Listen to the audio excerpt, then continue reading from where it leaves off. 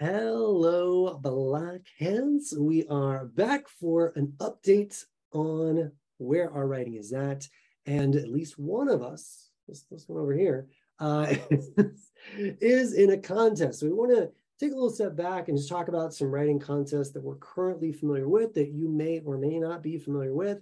Talk about what this one has been like so far. And this will be part of a series. We will be revisiting this later. The first one we're going to talk about is one that I think a decent number of people are aware of, and that is the L. Ron Hubbard Writers of the Future contest. Cameron, why don't you go ahead and tell us a little bit about your experience with that, and then I'll jump in with my own. Okay, so it's been a few years ago now that I submitted something to Writers of the Future. It was, if I remember right, an urban fantasy short story, except it wasn't that short. It was like 15,000 words. And I got an honorable mention for it. And so I felt really that's their cutoff with that. 15, but yeah. Yeah, I think that is like around that, like 17. right at the cutoff any longer. Yeah. And then I went back and rewrote it, and it turned into 20,000 words, and too bad. And now what do I do with it? It's useless. At any rate, oh yeah, I put it on Kindle Vella, where no one has ever seen it. Anyways, my experience with Writers of the Future was unreservedly positive. I will still occasionally get emails from John, I forget his last name, the guy who runs it. They're just form emails saying, hey, our deadline is coming up. If you want to submit something, get it in now. So it feels like a well-organized, well-respected, well-run contest where it's well-known enough and they do enough publicity for it that it can really make a difference if you get into the finals, or they'll make an anthology at the end of the year with all of their winners. That I think does some good things for people. And, you get to go out and be a part of the ceremony. And it seems like a good time is had by all, from all reports that I've heard. I have not submitted anything to them since, not because I dislike it or I'm not willing to, but simply because the stuff I've been writing has been all novel length and I haven't really had anything to send their way. But should the time come that I've got a story that fits, I intend to give that a go again, so long as I'm still in a position to do so, because it is a contest that you can only enter if you have had fewer than 3 professional sales, I think, to magazines, and not at all if you are traditionally published as a novelist. So we'll see what happens there. No, fair. And I'm sorry, I didn't mean to cut you off, as you were saying you got that honorable mention. That's really cool. And I would agree with you that overall it feels like a well-oiled machine that's about fantasy and sci-fi writing you can submit to. I mean, that's pretty awesome. If I had been more on my writing, I should be submitting every quarter back in the day. And just for those of you that don't know, those are coming in like Writers of the Future, what is this thing? So you can submit 4 times throughout the year. That's broken down into quarters. It's very clear on the website when those submissions are. They even do arts as well. So it really is built for up-and-comers, as Cameron was talking about. In fact, that if you've had like a traditional publication or too many other publications, like you can't do it. And so it's this really neat avenue to go down. And I know back in the day that sort of was the path to publication, like write short stories, get awards, use those to convince an agent to take you on for your new book project, so on and so forth. And I think we've seen some of that model. Well, I know we've seen a lot of that model change with self-publishing, which is going to be our next contest we talk about. But I still, from my experience, found it very valuable. I would recommend it to anyone who's out there. I too got an honorable mention for my dragon story, and it came at a really nice time. It was years ago, like a decade ago, something like that, 8 years. I don't know. It's been a while, but it was really nice to get some validation for what I was writing. It made me feel like, oh, I'm on the right path with this. And considering when you submit, or when you career, I should say, a book novel, you don't necessarily get those same accolades back in form rejection letters. So something like having this competition that you can be, spending at least some of your writing time on, I think is pretty amazing that it's there. So heads up, that competition still running, been running forever. You can find their anthologies in Barnes and Noble. There's good money to be had if you win beyond, the notoriety as well. So it's just overall a good thing. It should be mentioned that, of course, there could be the stuff about Scientology with L. Ron Hubbard, and if you go, there might be a little bit more, indoctrination into that way of thinking. And I'm not saying that converting people as you step off the plane, or you can only get this award if you agree to be a Scientologist, like that type of stuff is not happening. I know in Brandon's class you talked about some winners, and it seemed good, seemed positive, like you were saying, Cameron. But I'm sure someone who does any sort of research into this will be like, wait, Scientology? And it's like, so I just want to put out there that yes, it is tied to that. But it's pretty cool, I think, that this opportunity exists and is out there. I'm so sorry, you're going to say something. And given that Scientology has its roots in science fiction, I mean, it makes sense that they would be encouraging this sort of thing, right? The other positive thing to say about Writers of the Future, and this is something I think I'll want to come back to later, is that it doesn't cost anything to submit to it, which to me is the sign of a totally above board contest. I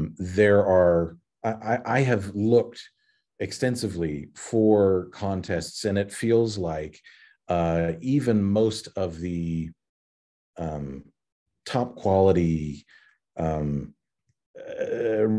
reputable ones charge an entry fee, which makes me feel pretty uncomfortable and has caused me to shy away from a lot of them that might otherwise be really good ones, and I just don't know it.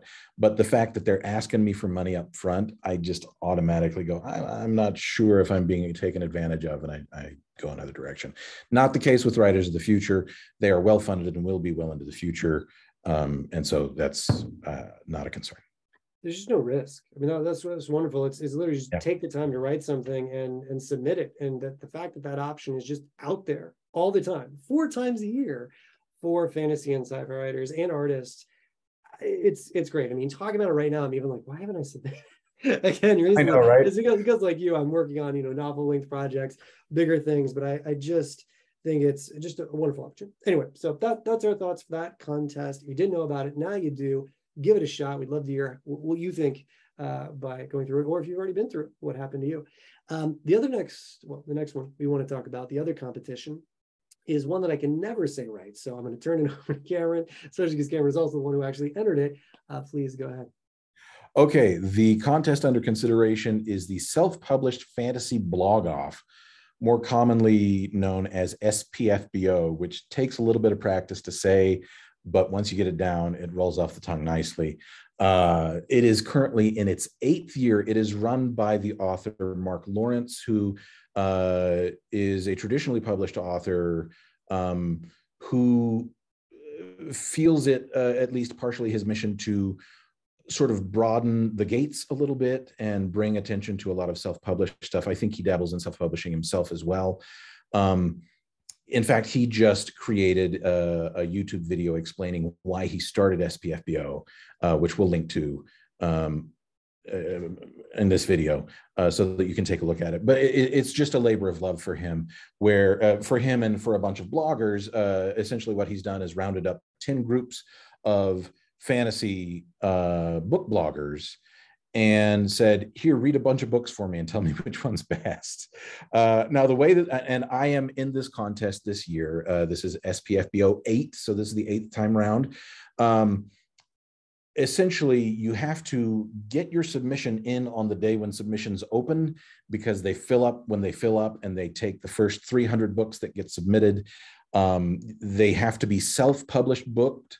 I'm sorry, what was that? Self-published books. That they do not have to have been published within the last year. They can have been published 20 years ago, doesn't matter, but they need to be self-pubbed, and you need to get in before the gates close, essentially. And so I squatted on the page the day that I knew that was going to be opening and put it in as soon as I could, and got to be one of the contestants. So there are 300 contestants. Each blogger or blogger group is assigned 30 of those books. Each of those groups is then supposed to choose one out of their 30 to be a finalist, and then all of the 10 bloggers will review all 10 of those finalists, and whichever gets the highest average score then becomes the winner for that year. We are still in the first phase where the bloggers are not required to read or finish. Well, they're required to read some of the books, but they're not required to finish all of the books. And at the current count, we're a couple of months in. It lasts all year. A couple of months in, and there are about 200 books remaining out of the initial 300 still in the running. Mine is one of those. I would love to say that means something. All it means is that my blogger has not yet gotten to my book to review it. So I have no idea whether she'll read 5 pages and be like, "Yeah, this sucks," and I'm out. Or if she'll decide that I get to move on to become one of the semifinalists. And quite honestly, I'm not even sure how the semifinals work, like how many each one chooses, whatever. We'll figure that out when the time comes. At any rate, we're a couple of months in, and by the end of the year, that process will be complete and they will have chosen a winner, which I would love to say will be me. Odds suggest that it won't be, but we'll check back with you a little bit later, either once I've been cut or if I advance to the next round, and sort of let everybody know where it's at. This one feels way less known than Writers of the Future contest, but similarly is free to submit to and is just done out of the goodness of Mark Lawrence's and a bunch of bloggers' hearts, right? They just like reading these books, and so they're willing to take on an extra 30 books. And they have to read all 30 of those within the first 5 months of the contest and say whether or not they're advancing. And so it's a lot of work that a lot of people are doing essentially for free. I mean, the bloggers get views off of it and whatnot, but I can't imagine it's all that many. They could make another video about Harry Potter or Wheel of Time and get far more views. And it's fantastic because it is all self-published work, bringing some legitimacy to a part of the growing part of literature that most folks feel like is the dregs and is not necessarily. Great summary. I was going to say that what I have not entered this competition yet. I do plan to, but the fact, that it's free. Again, I mean, we're talking about 2 different competitions here. One for short stories, one for novels that are both completely free of charge. It's just, hey, I want to put myself out there, and the fact that exists in both veins is just awesome. There is no cash prize, just so people know, for the self-published competition. It's more about, the experience, getting the exposure when the bloggers talk about your book. And as Mark Lawrence appropriately says, exposure is gold for the self-published author, because, you were just quoting me a moment ago about how many books Amazon releases every year. What did you say? It's about 50,000. So I just looked this up just recently. There are 50,000 new books released on Amazon every month. So that's 1.2 million books per year. That's a big pool. Books. A lot of books. Now, obviously not all in, our genre, but still a ton. And so something to separate yourself from that crowd, like you said, provide some legitimacy. That's great. That's wonderful as up and coming authors. So yeah, that's the other competition. Worth also mentioning. Go ahead. I'm sorry. Also mentioning that there is a sister contest, the self-published Sci-Fi blog off. Or maybe it's the self-published Sci-Fi. Hugh Howey, right? The writer of War. I don't remember. I'm pretty sure. I mean, I'll provide a link in the description. Yeah. I'm pretty sure it's Hugh Howey who put it together. I think he talked to Mark Lawrence about it, like he was aware of the other one.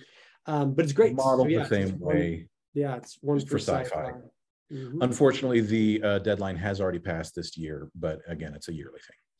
Yeah, and and if anyone is thinking about coming up here soon with NaNoWriMo, doing something like that, or getting a book out, both of these, at least my understanding for the sci-fi one, is the same as fantasy, which I know is true. The book does need to be released. Like, it needs to have been a book that you have self-published. Is the self-published blog off? Yeah, doesn't have to be on Amazon, but it has to be published somewhere. People have to be able to buy it. And I don't believe just publishing like on a free site like Road or something like that counts. It does need to be that's correct. Out there, no, right? So, but again, that's a good goal where we're actually recording this in time that someone could maybe I get don't get me wrong, a book could be a multi-year process, a decade process easily. But if you are someone that's finishing up a book or wanting to write a book, hey, great, now is your time. So then you could enter one of these contests next year. So anything else you want to talk about with contests before we wrap this up, Cameron? No, I would be interested if anybody wants to throw down in comments other reputable contests that, whether they have an entry fee or not, you have any experience with and think are worth attention. I would love to hear about it, because I've done quite a bit of searching around and haven't found anything that has felt worth my while. Yeah, I would love to know, because I may have missed plenty. Same here, same here. I mean, certain themed ones seem to pop up every now and then. But in terms of like a consistent yearly or quarterly competition like these other 2 or 3 we're actually talking about, I have not seen one that's similar. So I would agree completely. If anyone would like to, let us know once you know, or also if you have had experience with these competitions we're talking about, you don't need to just take our word for it. Viewers, listen to your compatriots there. If anyone wants to share about their experience too, that would be awesome. Last but not least, in the future, when we come back, we will talk about some of those books that have won, because we've been reading them and it's been a fun experience. And I would say the same thing. If any of you have read, let's say, an anthology from L. Ron Hubbard, perhaps one of the previous year winners from the SFBO, no, self-SP, self-published blog.